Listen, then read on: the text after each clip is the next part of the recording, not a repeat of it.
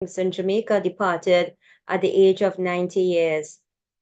And this morning at 9 a.m., the beloved wife of Dr. Tara Singh, the former sociology lecturer at the University of Guyana and host of the Guyana Chronicles webinar, yielded to a prolonged medical condition in New York. To the families, to the friends, and to the loved ones of these wonderful women, be comforted in the notion that they are now free of pain, anxiety, and worry, and they are now surrounded by peace and light. Ladies and gentlemen, this is the 205th edition of our ICC Thought Leaders Forum, and we wish to sincerely thank all of you who have contributed in whatever way to the success of this ongoing Pan-Indo-Caribbean and Pan-Indian Diaspora Global Project. For 204 unbroken continuous weeks, we have been here every single Sunday. And in the past 3 years, 11 months, and 1 week, we have featured 861 presenters from all parts of the world speaking on 204 topics. Ladies and gentlemen, this is a weekly forum being hosted by the Indo-Caribbean Cultural Center, a legally registered research and publishing company operating since 2010. And in order to continue this weekly program and to make it bigger and better, we are asking for your suggestions for volunteers as well as donations, and you can contact Dr. Kumar Mahabir for further details. So, ladies and gentlemen, I'll now introduce you to our moderator for this afternoon, who is Shalama Mohammed, the co-director of this ICC Zoom platform, who is a business teacher and researcher from Trinidad and Tobago. She obtained her master's degree in business psychology from Franklin University in the USA. So, Shalama, welcome. Thank you so much, Shakir. Assalamu alaikum, everyone. Namaste. And a warm welcome to all of you from hot and sunny Trinidad and Tobago. Thank you so much for choosing to be here with us. This program is being recorded on Zoom and live streamed on the YouTube channel of the Indo-Caribbean Cultural Center. So welcome to all of you all on YouTube at this time. To avoid intrusions from trolls, Rabin Ramsing, our IT manager, has muted everyone. Please, speakers, please do not admit anyone, do not unmute anyone, and do not allow anyone to share your screens, please. Thanks so much for cooperating. Over the next 2 hours, we will be having a panel presentation followed by questions and answers after all the speakers have spoken. Our panel will be speaking today about making a movie based on a legend during indentureship. The movie will be entitled Maria. Legends originating from the period of indentureship have been committed to folklore and hardly discussed. Even less prominent are legends involving the interactions between the children of colonial masters and children of indentured Indians. Today, we bring you a group of persons who have committed their time and resources to producing a film based on events which have been immortalized in a statue which overlooks a heavily traversed highway in central Trinidad.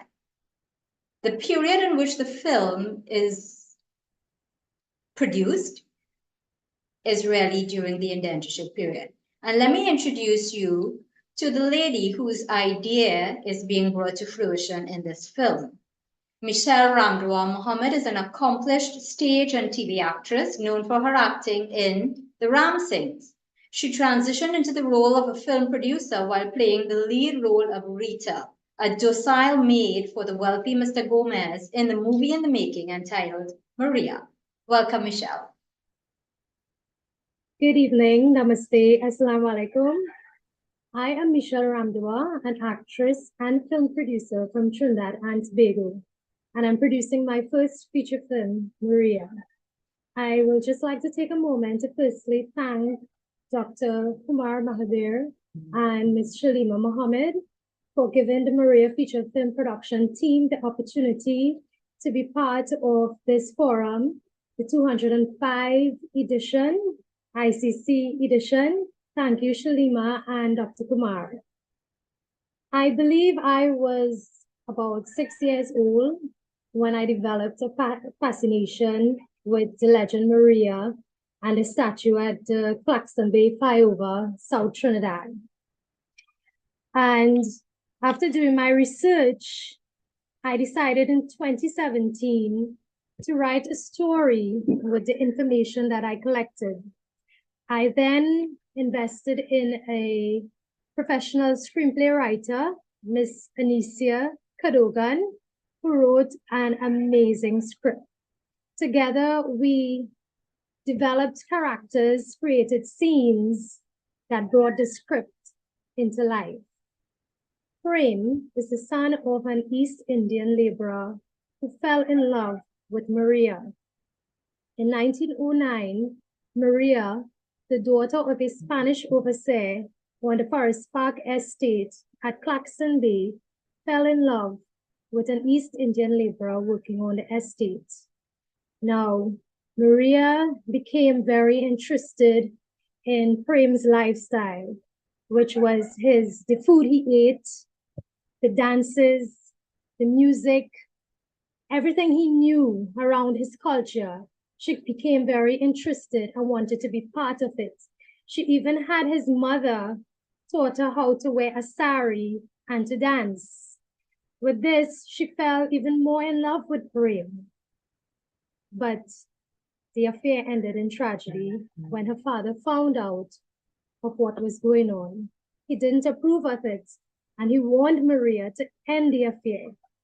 One night, she heard her father discussing with his men to go after Prem. With that, Maria ran into the forest, into the bushes, I may say, in search of Prem in every area that they would normally sneak to meet each other. Unfortunately, she was bitten by a snake and fell to her death. It is told that her father, Mr. Gomez, he blamed himself for his daughter's death and had a statue of Virgin Mary erected on top of the hill at Claxon Bay so he can go and plead for forgiveness for his daughter's death. Many locals have viewed they said that on many different occasions they have seen a ghostly sighting of what they think is Maria. People believe that it's the ghost of Maria that's in search of her lover that causes fatal accidents in the vicinity of where the statue is on the highway. I created a story around what I researched, and it is an incredible story, the love story of an indentureship that had a twist to it that, I mean, most of us in reality would say a rich man doesn't want his daughter to get married to a poor person, but Prem was not poor at heart, and you would see that in the film. In 2020, I hired a Trinidad and Tobago creative, Miss Loris Martin Lee Singh, and you will hear from her further down. Together, we worked really hard in putting the film work together, which was the Bible, the treatment, the budget, script development, character development. And with this in hand, we were blessed with an opportunity by Trinidad and Tobago Film Company to attend the UKGSF event held in London in 2022. There, I was able to network with directors, producers, actors, writers, and marketing distributors.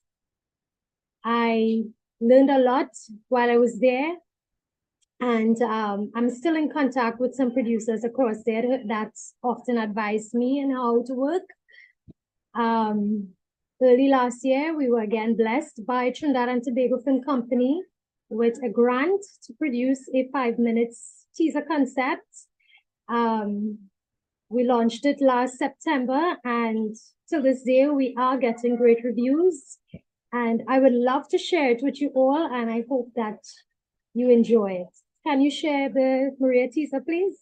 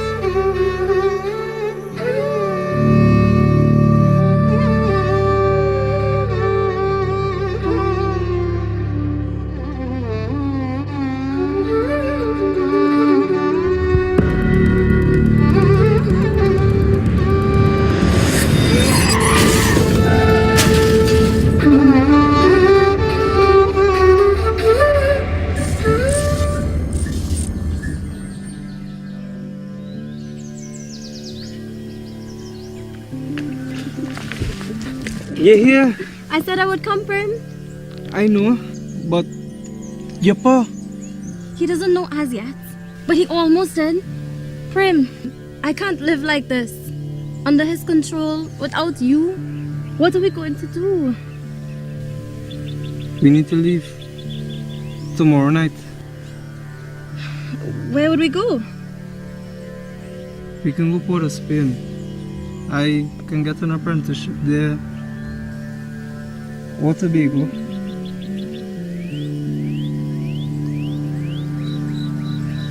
We will leave tomorrow. Meet me at the tram station.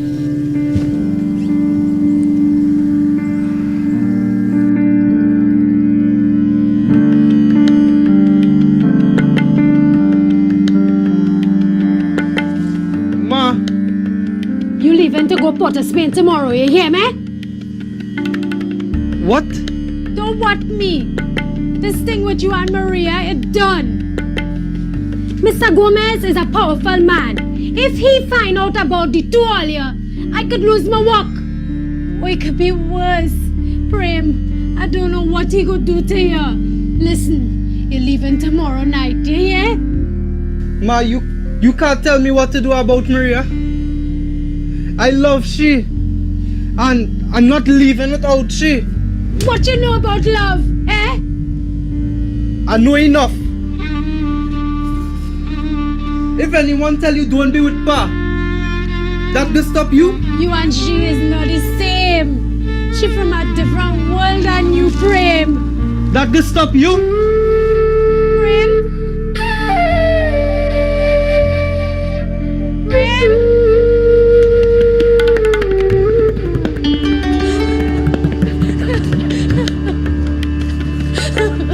What did I tell you about that little scum of a child? I talked to him already, Mr. Gomez. He leaving. Leaving? Leaving? You mean to tell me that little shit still going wrong, she? Not my Maria, eh? Not my Maria. No! Mr. Come. Gomez! Get He your hands off leaving. He leaving. Let me tell you something. If you do not get rid of him, trust me, I will.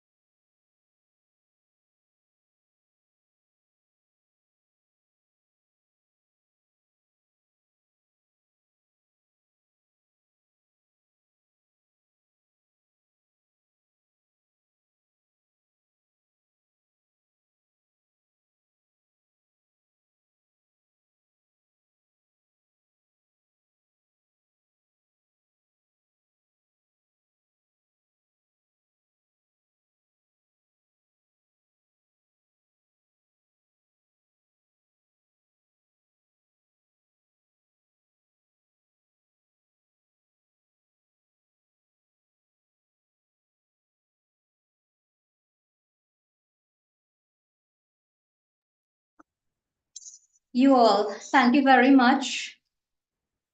The silence was not just for dramatic effect. It was essentially because we could not be unmuted. But I have to tell you, I think it worked in our favor because that showing was so fantastic.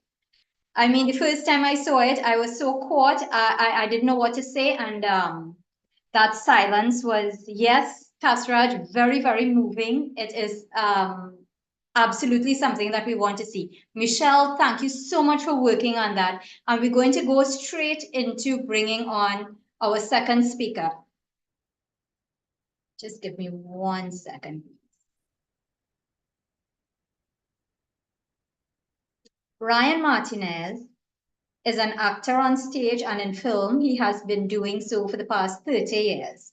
Ryan has worked with noted names in the local entertainment industry. He has played roles in contemporary Caribbean and Indian diaspora productions, and Ryan has an interesting testimony to share with us. Ryan, please go ahead.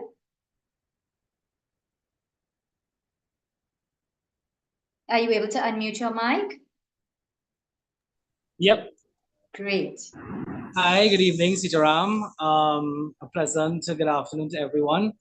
Well, my interest in this movie stems both from my love of performing and acting and, trying to promote, the Indo-centric diaspora in this country. But also I am actually from the village of Gasparolo, which is adjacent to Claxton Bay. And if anybody knows, that is where this story and this is where the statue actually takes place.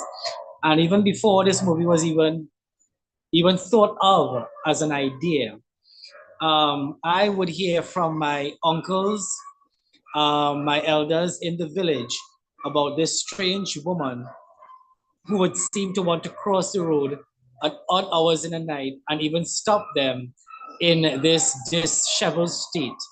And I remember one day, one of my uncles who's recently passed, he came one evening and he was, he had come from a meeting, he had come from a late prayers and stuff like that. And we were spending the night at his home and he came in this huff and this puff and he was sweating. And he told us that, he was coming down Claxton Bay and he was heading in a southward direction, minding his own business. And all of a sudden there was this form that was appearing on the side of the road, attempting to either stop him or cross the road, but it came in front of his vehicle.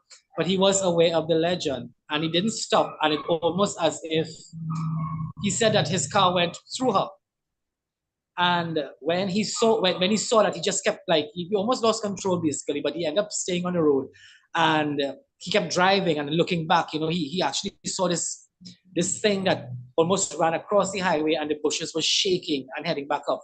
And for his dear life, he just came up, continued to drive. Well, he being a Hindu, he prayed, he stayed his mantras, he said whatever prayers he could, and he headed straight home. And of course, we were there, and he was he was telling us a story about how she was dressed, and she had this look of fear in her eyes, and she was trying to beg him to stop or cross the road. He said it didn't matter to him because he knew he couldn't stop, because he was aware that if he had done so, that could have cost him his life. And fast forward now to how many years later now, and I'm actually doing, and I had visited the statue and seen it. And most of you would know the head of the statue is dislodged from the body, but it still carries that eerie legacy with it.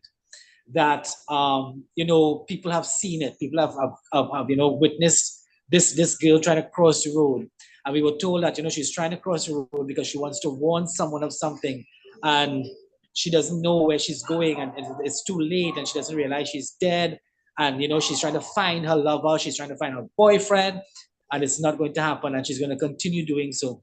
And as time would pass on, whether because of the stories we were told, but some people have testified of having seen Maria on that highway in the night in a frantic despair, trying to find her her mission.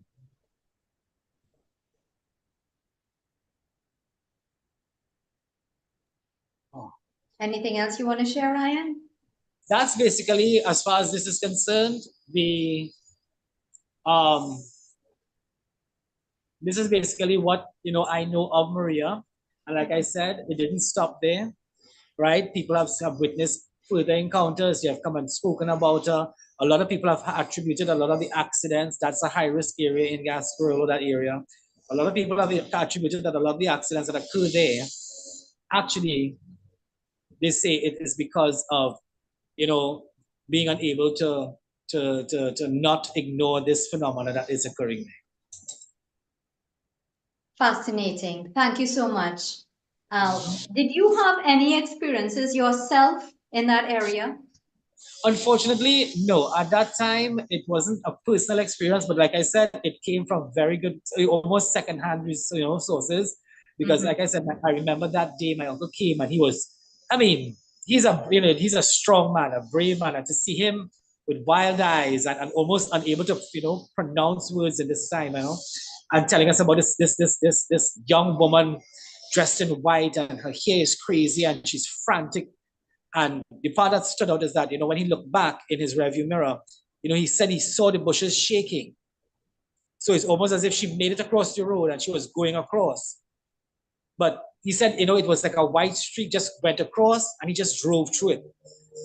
And he just knew, if he stopped, or if he slowed down, or if he paid attention, that would be the end of him. So he just kept driving. And I mean, he's not living too far. And so the anxiety was really fresh in his senses and his words, and it stood out. And it was a story that we would tell over and over again. Of course, we wanted to see who it was, but half of us wanted to see, but the other half of us we really don't want to go through that. And now, actually, we are now going through it on a different format, a safer format. Yeah. So thank you very much for that, Ryan, and thank you for your part in the Maria film as well. We really appreciate what you've shared. I'm excited to do it. Yeah, I'm excited to see the full thing when it's ready. Based on the teaser. Definitely. Terrific. Thank you so much. Let's hear now from our third speaker, and this is Devendra Ratiram. He began acting in high school at the age of 14 and continued to perform on stage at venues throughout Trinidad in plays such as The Saint and Cynthia's Sweetness with Ralph Mirage. Devendra prepared a pre-recorded video for us, and his is also a testimony like Ryan's. And I'll ask Robin to bring that to us now, please.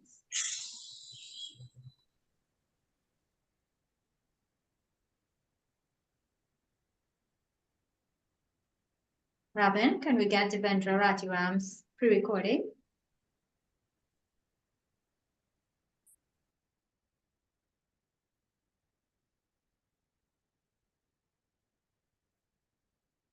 While we wait for that, it is so absolutely interesting that Michelle and Anicia and, well, I think it was basically the two who came up with the script, that you could incorporate this scary story. I think all of us who live in Central would have heard something about that. And every time we pass on the highway, at least when we were children, it was with a sense of awe. And who would give us the story? It would be our parents. I remember Daddy telling it to us. And essentially, you kept wondering about this thing. And every time you pass there, you would look up for the statue, see the part of it that remains there. But it's really, really fantastic that you all made the decision to go to seek it out, to find it, and to develop a story around this thing. If it really happened in 1909, there must be some documentary evidence which could be found. And I think some archival research needs to be done into whether or not this individual, Maria, was actually involved with someone, well, perhaps not by the name of Prem, but whatever happened to the guy after would also be a fascinating story. So while we wait to hear what Devendra had to say, maybe I'm seeing Arnold from St. Vincent saying something about having a story of his own from 1990. Okay, so there's a book about this legend I'm seeing in the chat.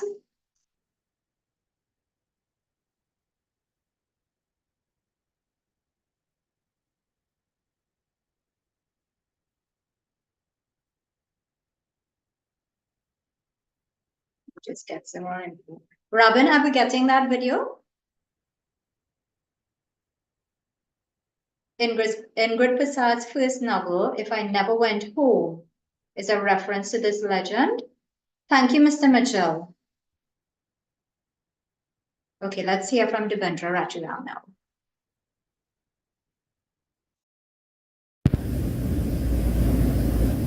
Hi, Michelle. Okay, my experience with Maria in 1992, I was 22 at the time. Yeah, I just gave out my age. I was dating my first ex-wife. I was living in Petrotrin, Pointe-a-Pierre at the time. We had gone up to Anchorage with some friends. She lived in Chabonas. And at around 3:30 we left Anchorage. In those days, you know, there wasn't much traffic on the road. And I dropped off in Chabonas and two other friends.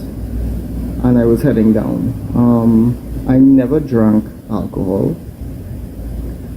So being intoxicated wasn't an issue. I was driving home, and yes, I was a little tired. The road was relatively clear, so at the time I was speeding, you know, trying to get home. And the thing is, people tend to relax when they're close to home. After a long drive, you know, Anchorage was in Chagramas. So I was nearing the Claxton, the overpass, and I was a little sleepy, yes, and I was speeding, and suddenly this white figure appeared in front of the car. I didn't react. I didn't pump my brakes or swerve or anything like that. And it was more of a feeling than actually seeing something go through my car, because I went straight through the whatever it was. It was in white. I came up to it very quickly. It was right around the corner, and it went through the car. You know, after that point, I was fully awake, and I got home. My legs were shaking, and I was still trying to make sense of what happened. I spoke to some people afterwards who had similar experiences. Well, not experiences, well, I would say stories that were passed down. And they told me that basically it appears in front of the car. I don't know what it is. And you react, you swerve, or you pump on your brakes, and that was the days before ABS and all that. And I was driving a Toyota Super Saloon at the time, you know, but I didn't react. I was sleepy. I was almost home. I was relaxed, and I didn't react. I didn't pull, I didn't swerve, didn't pump on the brakes or anything like that. And they were telling me that that is probably what saved me from an accident. But that was my experience. I saw something on the highway, I mean, actually in the southbound, and it just went through the car. I didn't actually see it go through the car, but you felt it.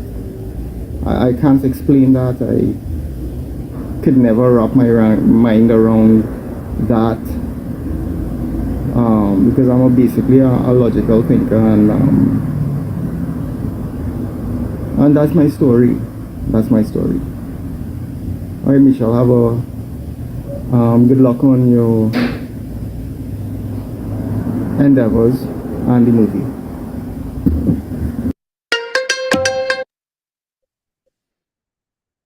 So there we have a second testimony, this time from Devendra, and this is his own experience.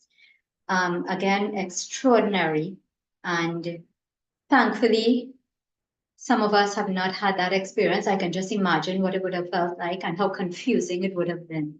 He's right, even if it is that you were a logical thinker, generally something like that could throw you off. And we know of so many accidents that would have happened there. So it's extremely remarkable that Michelle and Anicia and Larissa and the rest of the team have come together to bring this thing to life. So thank you very much, Devendra, for sharing. And let's bring Anicia on now to share a little bit about her expertise. This is in directing, location coordinating, production coordination, and management, as well as cast management. She tries to produce content that reflects the rich diversity of cultures in the region, and this one is mixed culture in Trinidad and Tobago. Welcome, Anicia. Hi, good evening. Well, thank you, the host, for having us here on your forum. It's greatly appreciated. As was said, I'm Anicia. I work along with Michelle. I did the script writing for both the film and the teaser, and I also work behind the scenes. So all those beautiful movies that we see, there's a lot of process that go on behind the scenes that the audience don't get to see, and that's where I live mostly, and that's where my expertise are. So I'm just gonna share my screen.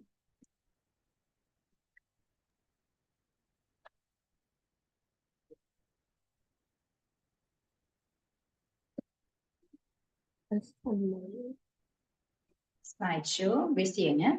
Yeah, I can't get the Zoom stuff is in the way.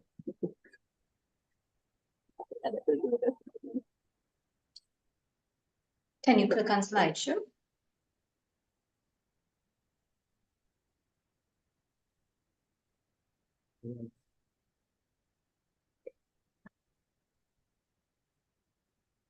Okay. Great. So I just wanted to give a little background on how we created the feature film script for Maria, as well as a little behind the scenes of the processes that goes on behind filmmaking. So for scripting Maria, it was inspired by the legend and Michelle's story. Michelle actually came up with this story, and I got this story and we were able to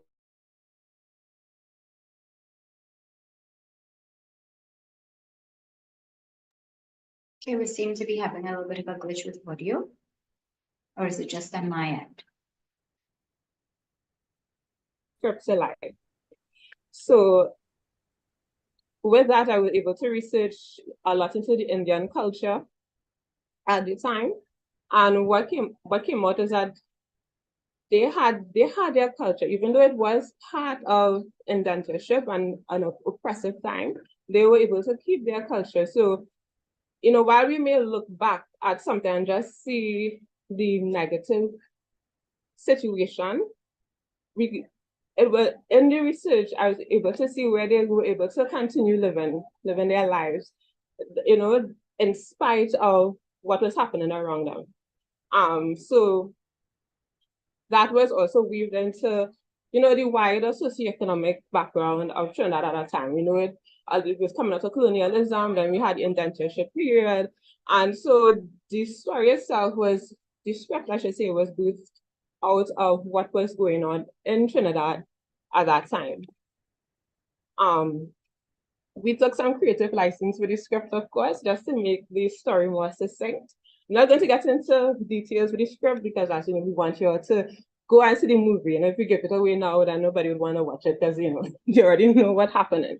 So we did take some creative license to get a succinct story.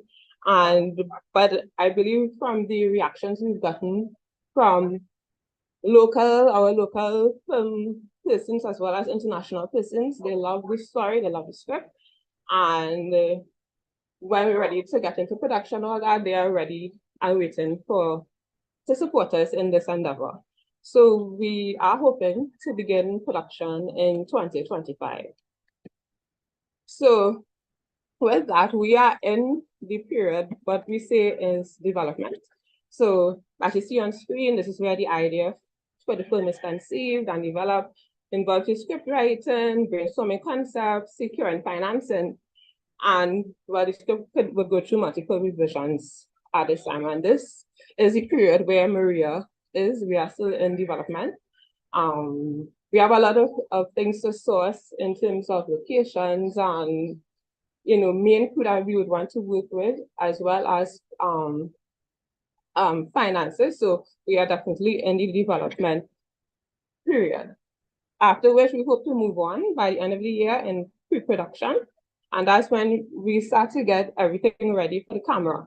So we start to hire actors, we hire the crew members, we scout locations, do storyboards, we design sets, costuming, we do a shooting schedule from the script. And also you have to get legal clearances and licenses to shoot. And considering that Maria is a historic piece, you need a lot of permission to use some of the locations that we wanted, and a lot of time to prepare certain locations to look like the 1900s Trinidad. So the production will take us a good couple of months while we're sorry. After that phase, we go into production. And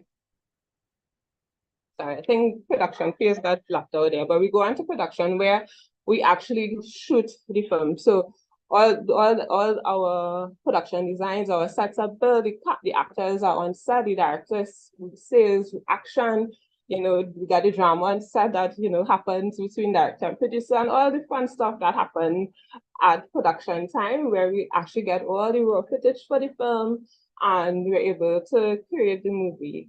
After that, we have another process called post-production. Editing happens there. If we need to go back and reshoot stuff, we will do that as well. If we have to change, because you might test the film with different focus groups and stuff like that, if we need to change some parts of the film to just make it more accessible to the audience, we may do that as well. That in itself is another process. When we're finally done with the final edit, then we go into marketing and promotion. And this is ongoing. And it as it says here, it overlaps with distribution. That this time we will get a distributor. The production is actually in talks with a UK producer, MK2. They have expressed interest. And so we are trying to build that relationship. So when we are finished with the editing process, we could get the distribution rollout one time. And with distribution, we have the marketing. So that's where you will see all the actors. They will go and promote the film. You'll see them doing interviews. You'll see the posters. You'll see it'll be streaming here. We'll have the movie premiere, all the fun and the dazzle that we see Hollywood and all these other places doing. That's when the marketing, that hard push of marketing comes in there. So sometimes it happens in that way, sometimes it don't. It depends on production, it depends on funding, and it depends on a lot of balls that you have to keep in motion and hopefully balance. So right now, I think our team so far has been able to maneuver this process really well. And Michelle is very, very passionate about the project. She's passionate about film in general and film and from our culture, from the Indian diaspora, the Caribbean. She's a very passionate person. It's hard not to, catch the fire around her. So I know she's a passionate person. And we are hoping that we'll be able to go through all these processes in 2025, and hopefully we could bring Maria to life within this time space until, within by December 2025, hoping. So we still have other work to do to get to camera, but with the support of, our local film community, the community of Trinidad and Tobago, and the international community, we could really pull together this film. The teaser that we saw went through all these processes, as short as it seemed it was there. We had to go to development because we had to write a script to create the teaser. So Maria and I, we worked on that, and we actually got the support. Oh my, I keep calling Michelle Maria. Michelle and I worked on the script for the teaser, and we were able to get the support of the National Trust TT. They, through Andrea and Rajwanti Bullock, they gave us a mud house where you saw Prem and his mother having a little tete-a-tete. They gave us the mud house. They helped with the set design. They have got some of the items that you see, those authentic Indian stuff that we see in the home, and they helped us with that. So I just want to say thank you to them, as well as the Gomez estate was shot at Millcliff, which is one of the magnificent seven around the savannah, the great house, I call it.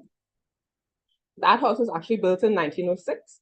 So that is the architecture that would have happened at the time of Maria, where Maria was set in. So I'm also grateful to Mr. Sweet. He gave us a lot of support. We were able to use some of the items in the home.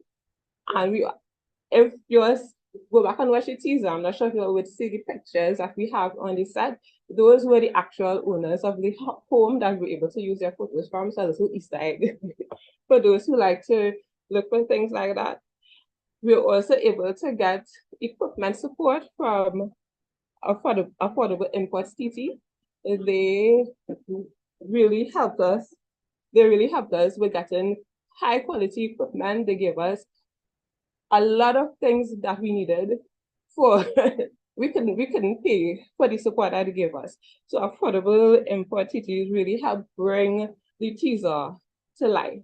So the process of film is not an easy one. It's not a now for now. It takes years sometimes to bring something into production. We will also be able to do what we did with the support of Film TT. They will give us a grant so that we were able to secure some of the actors on locations, etc.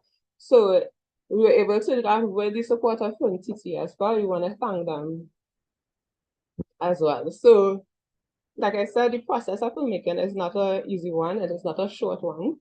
And you can't, wake up and say you're going and make a movie. You have to plan. You have to go through the whole paperwork process before you even go to camera. You have a whole process behind that.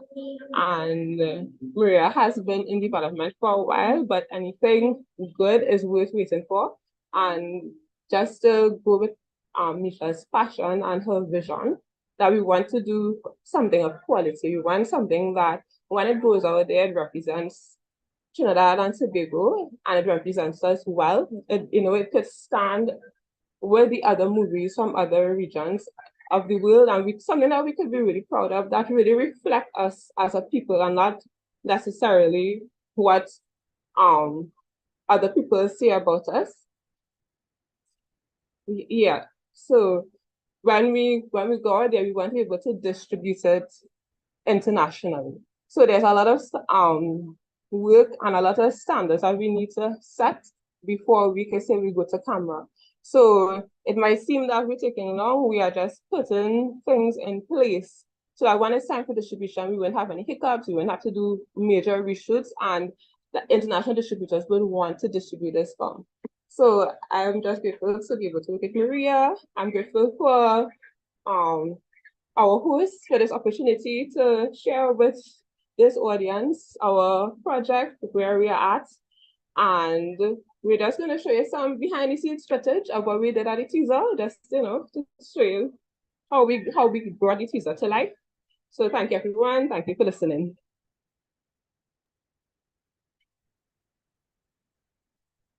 Thank you so much, Anastasia. It's our pleasure to actually have you all, and we look forward to this thing coming to fruition, as I would have said before to you all.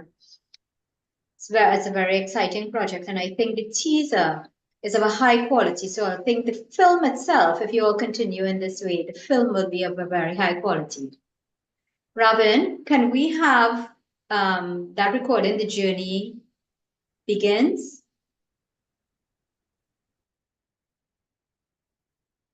It's a pre-recorded.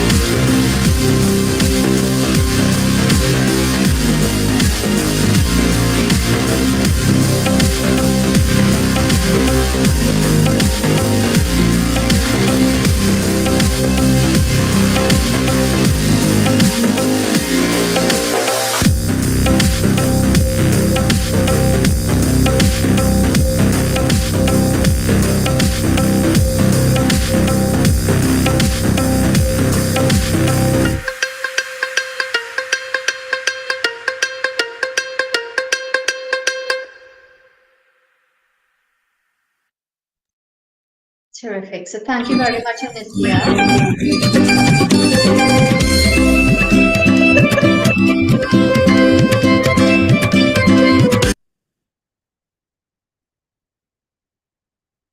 A technical glitch there. Thank you again, Anicia. Wonderful work you all are doing, and it's a lot of effort, I have to say.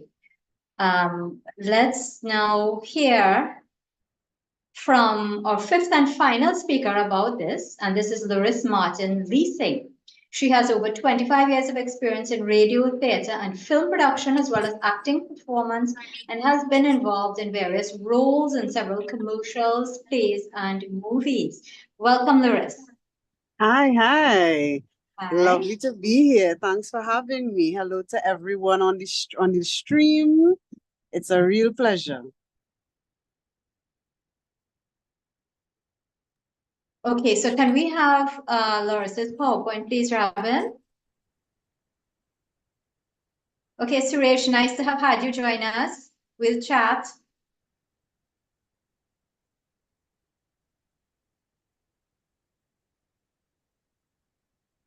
Loris? Wonderful. Yes. All right. So just as Anicia and Michelle took us through some of the origin of the story, and of course, this whole thing, as far as the film is concerned, starts with Michelle Ramdua Mohammed. All right. She called me up in 2020 in the middle of a pandemic and said, I want to make this movie. So I said, well, what is this movie about? She tell me the story. I say, wow, I have to be a part of this, because homegrown stories, I think, are very important. I think, as someone who's lived in different countries, and I know you have a very international audience on this live here, and you guys know, those of you who live abroad, who are from the Caribbean, that our culture is so rich. And when you go away, it really starts to define who you are in a new kind of way, because, you're in a different culture and you start to see the value and the beauty of my own culture that I left back home, and you start to share it with people and they're blown away because they don't have anything like it. And I think this story is fascinating on a few levels. And to me, it is a modern myth almost. Because the part of it that really kind of is scary has to do with the accidents and seeing this apparition. And, we heard a couple testimonials from people who not only heard stories, but who, saw it for themselves. So it's really, it really freaks me out sometimes to be working on this, right?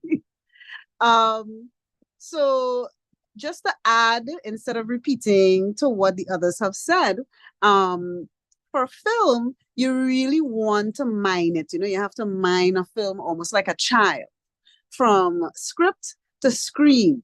You have to look for all the perfect environments for it, where it could shine. And then after the film is made, you can't just release it on YouTube and say, everybody watch it. You have to figure out how to monetize your work. All right. Because if you think about it, if this film takes 30 days to shoot, and it costs, let me say, $800,000 to film, you're looking at a significant daily rate as far as the cost of filming the movie. So when you talk about distribution, you always have to find a way to make back the income, through ticket sales, through product placement in the film. So you get people to use the products in the film and things like that, So for this film, we found quite a few different really, really interesting locations. And I have to give Michelle and Anicia kudos for the work they did on the teaser, because they were able to find some really good settings for the film. Okay, now the theme of the film is supernatural, and supernatural films do really well all over the world. Every time you turn on your TV to see an advertisement for a film, it's 50% chance it's going to be a horror. Right now, it's just horror and action films. So it's either John Wick or John Wick running from a ghost, right?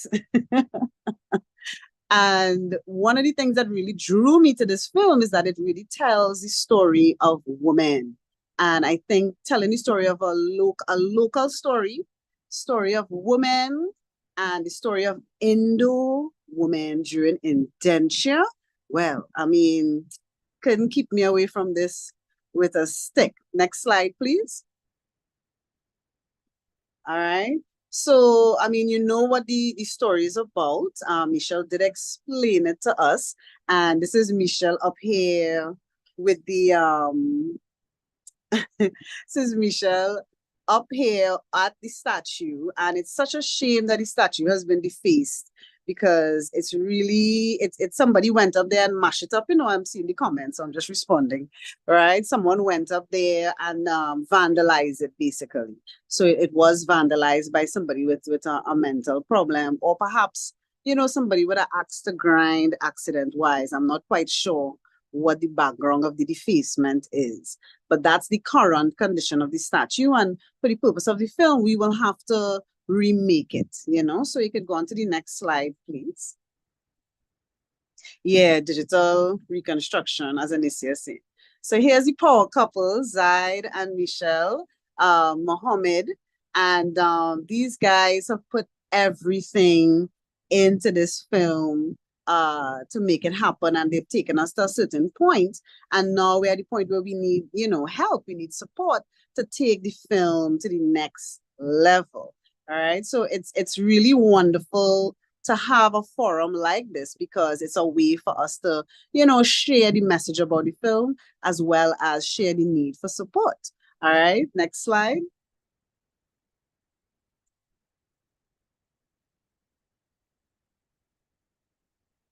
Great, great. Casting is a really, really important part of filming. And I know when Michelle told me she wanted her son to play Prime, I said, I don't know, boy, can he act? And then I saw the teaser, and he acted the heck out of this thing. And, you know, he makes music. He's very multi-talented. I have to give Michelle and Zaid props for raising a really, really excellent young man who, you know, has been really not surprising me, but, you know, has really been showing his excellence. And then, of course, Zaina, who came on board as Maria. Michelle did an amazing turn as Rita there. And of course, Alan Ferreira, who is a local actor. I've known him for a long time. I know him as a bodybuilder and a muscle man, but I thought he did a really good job as the evil Mr. Gomez and the thing there. But casting is really, really important, because the audience has to believe your cast, you know. Next slide, please.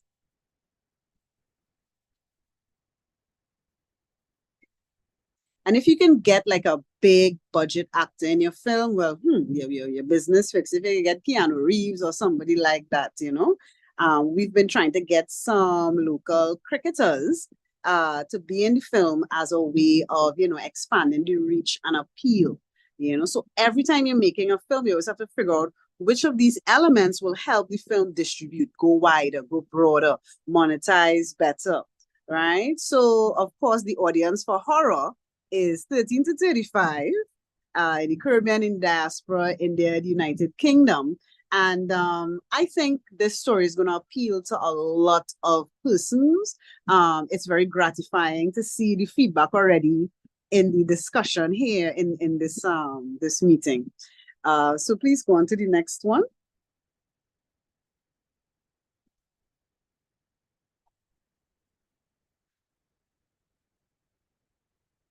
And I'm here on my phone. My daughter took my computer. She's writing CXC. Right? So when you're distributing a film, you really have to approach it in an organic way. You can't just say, well, I'm going and put it here, I'm going and put it on TTT, I'm going and put it on TV6, I'm going to put it everywhere. No, you have to think, well, how am I going to roll out this film, in what kind of an order? Right? So usually the first thing you do is you go to the film festivals, and you really have to there's hundreds, if not thousands, of film festivals all over the world. So you really have to curate which festivals you're going to, which ones are going to reach the people who are going to call you up and say, hey, can I license your film Can I do a screening for 1,000 US? Can I do a screening for 2,000 US? That sort of thing, because again, that adds to your revenue and it adds the ability to make more films and to keep distributing your film. All right, so these are some of the film festivals we are looking at as far as sharing the film to start. And hopefully, when you do your film festival circuit, you win a few awards and you could say this is an award-winning film, and now you have a new platform to push your films forward. And one of the things we are relying on is our diaspora. You know, the West Indian Caribbean diaspora is a great, great one, very vibrant, very dynamic, very supportive. You know, when people leave the Caribbean to go out there and do shows and so, it's our diaspora who supports us first, you know, so we're always really grateful for that support. Next slide, please. All right, after we go to the film festivals and we win a bazillion awards, which we must because it's a great project, then we go to our cinemas. So Caribbean Cinemas has cinemas in about 12 to 14 Caribbean islands. And you know, our Caribbean islands are small, but we taloa, you know how we go. And we come out, you know, we support. So we'll be at Caribbean Cinemas. We already started having some dialogues with them. And following the cinema release, we will be distributing through pay-per-view. So we have quite a few options. There's also a new service called Pavilion. And who knows, we may get onto Netflix, depending, you know, everything is degrees of separation. And we really want to make sure that the film is of a quality. And this is something that both Michelle and Anicia alluded to.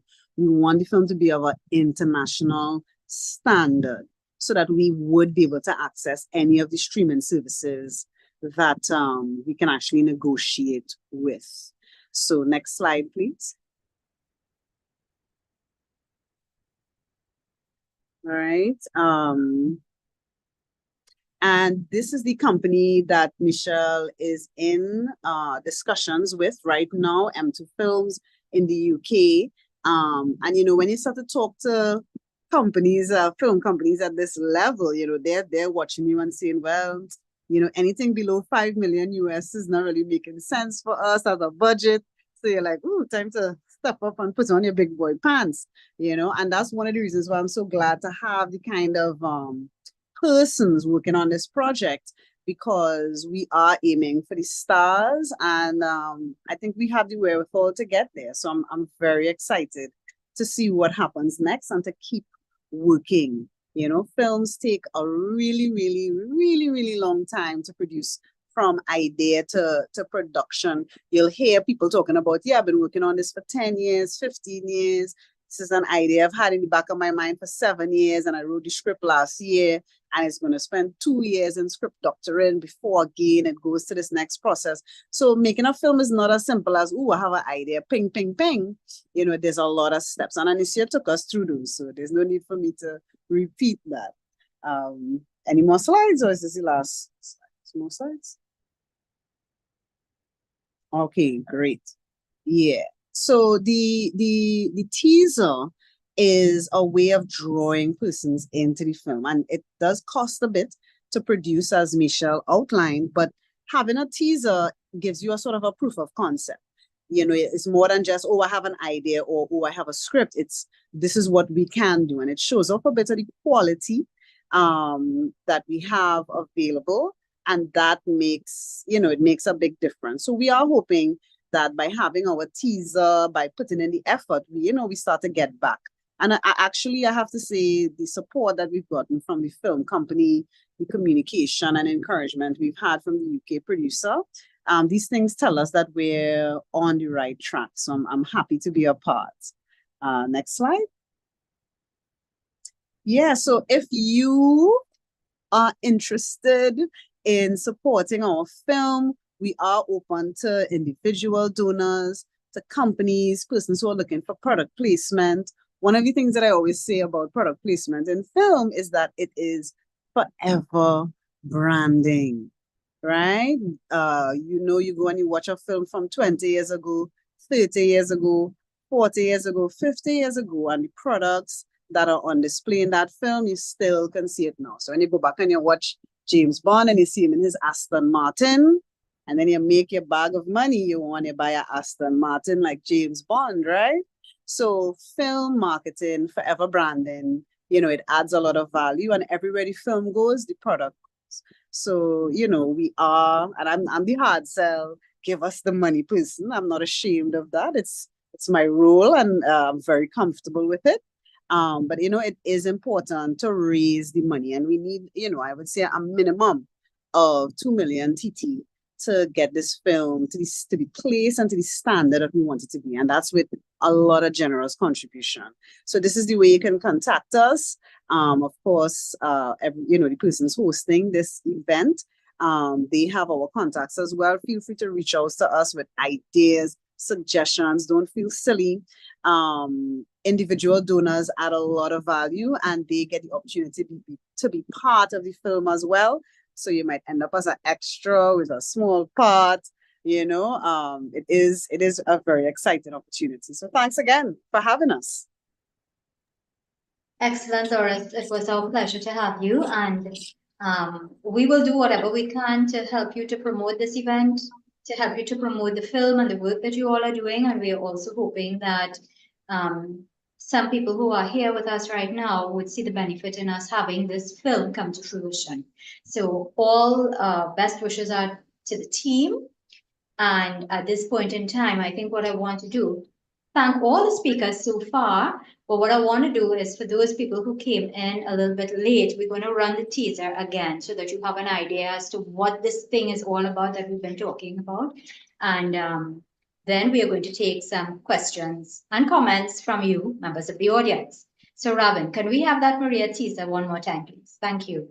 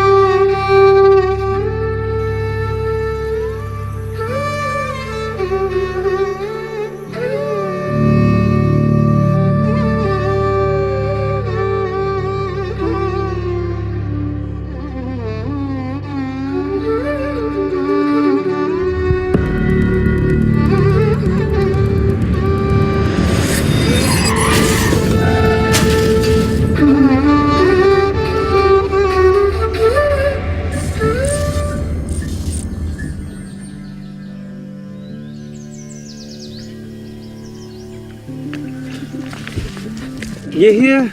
I said I would come, Prim. I know, but your pa. He doesn't know as yet, but he almost did. Prim, I can't live like this. Under his control, without you. What are we going to do? We need to leave tomorrow night. Where would we go? We can go Port of Spain. I can get an apprenticeship there. Or Tobago.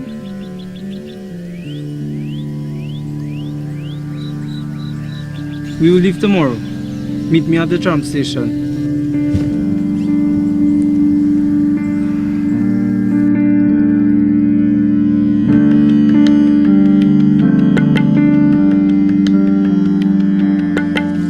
Ma!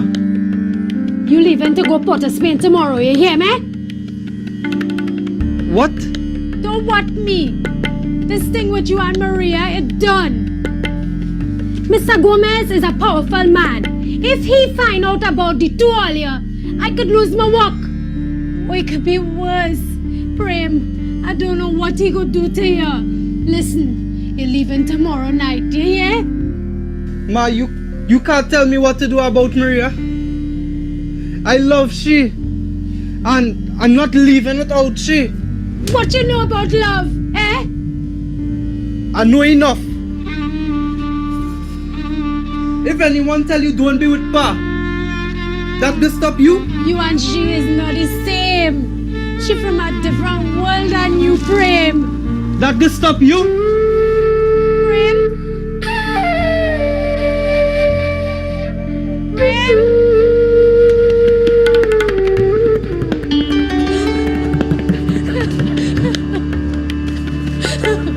What did I tell you about that little scum of a child? I talked to him already, Mr. Gomez. He leaving. Leaving? Leaving? You mean to tell me that little shit still going wrong, she? Not my Maria, eh? Not my Maria. No! Mr. Stop. Gomez! Get He your hands off her. leaving. He leaving. Tell me, let me tell you something. If you do not get rid of him, trust me, I will.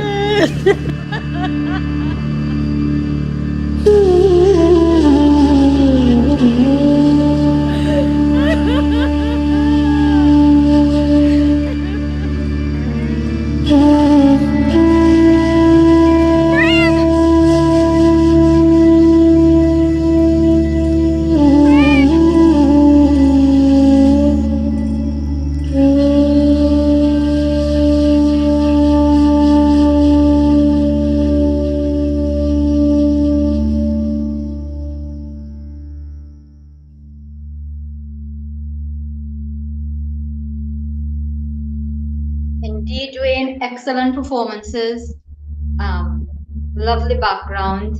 And yeah, this is just the teaser, Dwayne. So when the whole movie is ready, I'm sure that then opening will be made available to you all in Belize. Ladies and gentlemen, fantastic work there. And I want to open up the platform now. If you would like to ask a question or make a comment, please raise your electronic hand so that I can call upon you. You can find your that in the reactions button. Just click on the reactions button, click on the raised hand icon there, and I will call upon you. Very captivating, Sandeep. I agree. A few questions, Kim and Shobi. I recall you asking if anybody knows when the head of the statue was missing or went missing. For many, many years now, more than 2 decades or 3 decades, and Michelle, you can pipe in here. If I remember correctly, it was beheaded quite a number of decades ago. And no one knows by whom, and unfortunately, no one knows who can repair it. Michelle, when you all were doing, we can't say the year, Shobi, because nobody knows exactly when. It's just for those of us who've been passing there for a long period of time, we've observed that it has been headless. So this has been decades. But Michelle, in your research, you or Anasia, in your research, have you been able to get any idea as to when that defacement occurred at all? Anybody said anything? While I was doing my research, what I found out was that it was a woman with mental issues that went up there and broke off the head. Then you hear that some tractor or something was up there and that's how it came off. So you don't really know what's the truth behind it. Okay. But again, the time period, we don't know with any certainty. So it's more than 30 years now, Shobi. Okay, Adrian, you wanted to ask a question. Can you unmute your mic?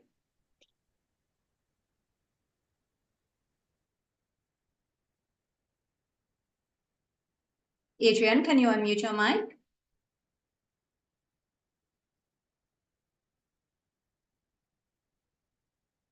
Hi, yes.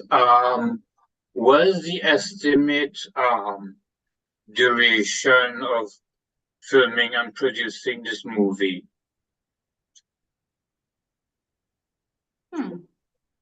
So Michelle or Anasia, who's going to take that?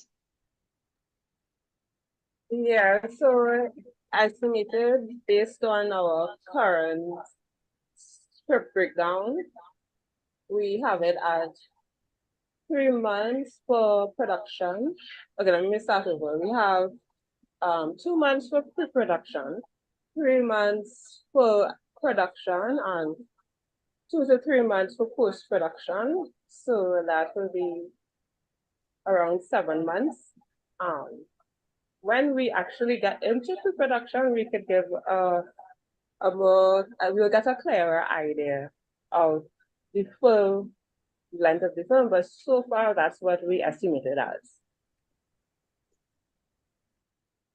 All right, okay. So we are looking at something taking place in the not too distant future. And Adrian, I just want you to point out you are affiliated with the Mud Museum. I think you're the administrator there, correct? Yes, the Mud House Museum at Avocat.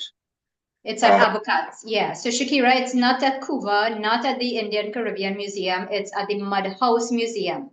Adrian, can you just give us an idea as to what you all are doing at the Mud House?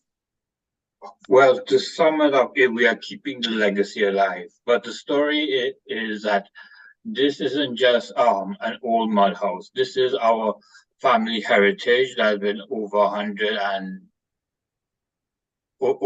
years old. It was built in 1885, and it was my uncle's wish, Dr. Ramkumi's wish, to have it turned into a museum of sorts, to show the culture and history of the mud house in its time, so that future generations will understand how life has been in the plantation area or post-plantation area. And we are keeping the legacy alive because this isn't just our old family house. This is our family heritage passed from generation to generation. And we put in artifacts in it from the time period to show how life was like for future generations. Right. So for those of you who are interested in seeing the Mud House, you can make arrangements to go there. Actually, when we held a tour in 20, the ICC Indian Diaspora Tour, the Mud House was one of the places that we had wanted to take everyone. Unfortunately, it was in Avocat, which is quite a distance away from all the other sites, and we just could not get a day in which to go do that drive. So Adrian, I applaud you all for the work that you are doing, maintaining the culture, and I would love for people in Trinidad and Tobago, and for those of you who would be visiting Trinidad and Tobago, to come at some point in time to go and visit that museum. Thank you so much. Yeah, two more things. The address is 176 Superior Old Road, Avocat. We have the Mud House Museum on the Facebook page.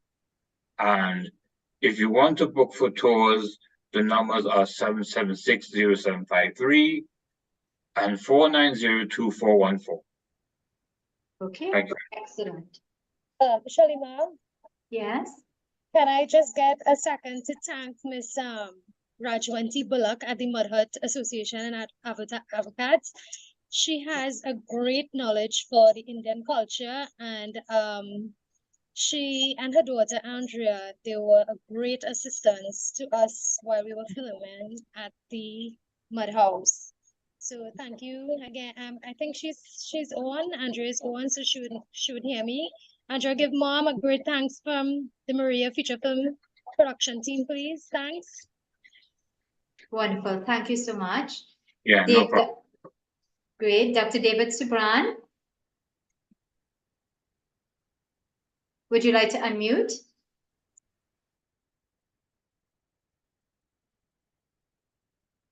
Yes, I have always found this story to be intriguing. I used to be passing 60s. After the highway was opened, And this rumor was being spread. So I think the missing head was somewhere 65 or somewhere there. Because I used to point it out to my children, we call it the headless statue. And I also decided to paint some paintings based on this myth. And I painted 6 paintings. I don't know if you can see them here. Can you turn on your video, please?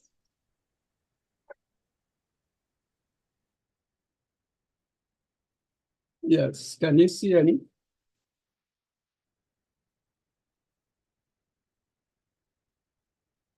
Are you seeing it? We can see it, but we need you to shift your hand to the right. Shift your hand a little more to the, okay, to the left now. Shift it to the left then. Some more. Some more. This was okay. Maria going up the eyeball of her father. Then she met the young man. A little to the left. And the father got wind of it. And he hired some hitmen to dispose of the man.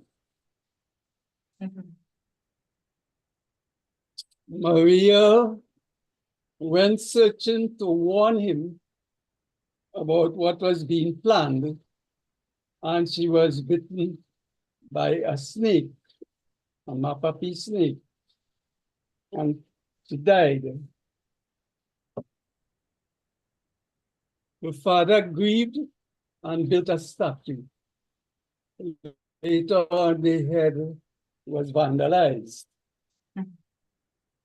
And this final picture shows to the left, the ghost to of the left, Maria. please. Can you hold it to the left, please? Yes. Right. Good. Yes, shows the ghost of Maria haunting drivers on the highway. So it shows that this is a very important part of our history. And it is good that these people have decided to make a movie. I compliment them. Thank you. Dr. Subram, before you go though, can you say how many people would have related this part of the story to you? Because Michelle was telling me earlier that there are 2 different perspectives about the story. Yours seems to be the same one that she is choosing to portray. So can you give us any idea as to how authentic this story is based on the sources, your sources? Well, this version is the recurring narrative. However, I am aware that there are other speculations and other narratives, other explanations going around. But I am happy that they have chosen this approach because this seems very plausible. Right. So lovely paintings there. Thank you very much for sharing. And if Michelle and they, or well, Adrian and they are interested in any way in utilizing it for the, in some way, I'm sure we will be able to connect them to you. So thank you so much. Dwayne, I think, had his hand up. Yes, I was asking where exactly the scene with Mr. Gomez and the elder was taking place. Okay. Michelle? Can you repeat your question, please? He wanted to know where the scene was shot between you and Mr. Gomez. Oh, that was at Milford in Port of Spain around the Savannah. Right, so Milfleur is one of the Magnificent 7 buildings around the Queen's Park Savannah in Trinidad, Dwayne. So that's the great house that she would have selected. Is that the one you were talking about, or are you talking about the scene with Prem and Maria? Right. That was what I was referring to. Okay, the scene with Prem and Maria is at a kind of resort in Vancouver, Trinidad. Okay. Yeah, we just did the scene at a kind of pond side to get the background setting that we were looking at for the scene. Michelle, Yeah, that's not La Vega, is it? No, it isn't. It isn't. It's actually Santa Luisa Estate. Right. So I think there's a story with that estate as well, because the current owner would have benefited from he's the beneficiary of the property the property was acquired during the period of indentureship, actually. Okay. Yeah, it was given to the family, or rather the family would have had to purchase it as their land grant. And this is what he chose to do with that particular property. So there's historical, there's historical background in there too. What they have done with that estate is extremely Fantastic. beautiful. I think they're Yeah. actually serving breakfast now there. Yeah. And they have a place where you can stay overnight and so on, correct? Yes, there is. Yeah. There is. One thing I want to point out, Shalima, is that each location that we filmed at, I must say that the people there were very, very supportive. They didn't hesitate in assisting in any way. And to the 3 locations, I must say that they are places that people who lives in Trinidad or visitors should visit. Beautiful locations. Yeah. Yeah, I agree with you totally. We have so much history in Trinidad and Tobago, and it is an opportunity such as what you are presenting now by way of the film that we are going to be able to highlight some of these. Generally, you don't hear about these things, and especially when it's associated with indentureship. So we certainly need to promote this even more as a result. I'm seeing Sandeep posting in South Africa. You have a similar story of the highway ghost, and you call her Highway Sheila. Okay. One of the largest areas occupied by Indians, Chatwood, Durban. However, he has no idea of the background of how that ghost has appeared in Chatswood. So, okay, so maybe Sandeep, somebody needs to do some archival research on that and see whether a story can also be developed, because you see, history has become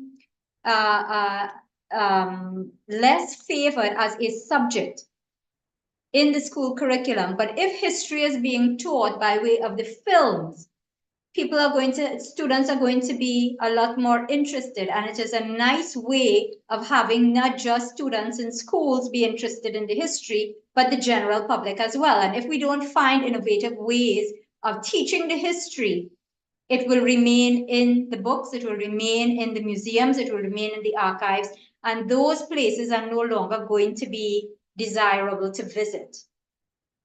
So hats off to you all for doing this production. Any other questions? Any other comments? Please, let's have them now.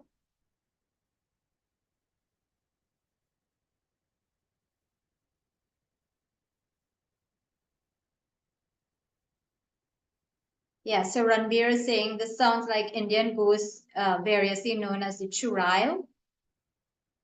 Well, I'm not sure because Maria was not the Indian in this. Yeah, Shobi, we would have taken you all around the savannah. And you would have seen Milfleur as well. Okay, so at this point in time, I'm not seeing any other raised hands. I'm not seeing any comments requiring responses. So Kasraj, I do note your comment and I will get in touch with him to find out what's going on. It's not, it's an unusual sight that we are seeing of Dr. Arnold Thomas. I hope he can hear me, but we will find out how well he's doing. Maybe it's just a Sunday relax. relaxing evening. Habib, with all the people that you connected us with who've been creating films and so on in Canada, the Indo-Guyanese in Canada, do you think there's any opportunity for partnership with the Maria Gomez production team? Can you unmute your mic and respond? Habib is in Toronto. He's of Guyanese heritage. Yes, the Caribbean Tales, as I said earlier, Caribbean Tales is a Caribbean film festival. That's where I found the Janet Jagan documentary was done years ago. So there are a number of Caribbean and Indo-Caribbean based films that are promoted in that film festival. So you've connected us with several Guyanese producers, and excellent work, I have to say. Are there any Trinidadians there doing film? Yes, Caribbean Tales Foundation from Trinidad. And the movie that came out of Trinidad, Heroes, was Saldico was the actor from Trinidad. He came up for that showing years ago. So there's Caribbean Tales, check it out, thecaribbeantales.com. She's Trinidadian. Okay, all right. Thank you very much for that. So I will. That's where Michelle Montano movie came. She showed that Bazudi. She showed that movie as well. Yeah. Okay, terrific. So I will message you for confirmation, and you could probably give me a telephone number or name to contact so that we could filter that to Michelle and me. Yeah? Great. Terrific. So ladies and gentlemen, I want to thank you all very much for your participation today. I want to thank Michelle, Anicia, Loris, Ryan Martinez, and Devendra Ratiram very much for sharing all the wonderful work that you all are doing. And we wish your production team all the best with this. Can't wait to see the entire movie.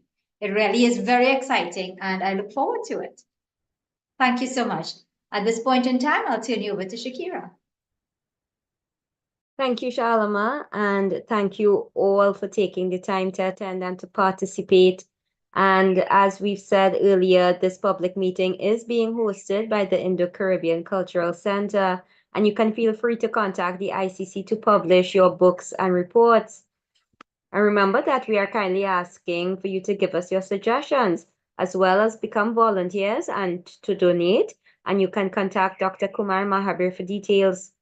We want to thank the advisory and planning team led by Dr. Kumar Mahabir, and to our IT manager behind the scenes, Ravin Ramsing, who has been recording the program and will upload it to our website and to YouTube permanently for posterity. So you can check on the YouTube channel there. And to Daryl Grandsam for designing the poster, and Miriam Mohammed for producing our TikTok videos. So our topic next Sunday is the ever popular, the continuation of our series on live conversations with elders in the Indian diaspora, which is always very well received. So please visit our YouTube channel to see all our past recordings. I am Shakira Mohammed from Trinidad saying good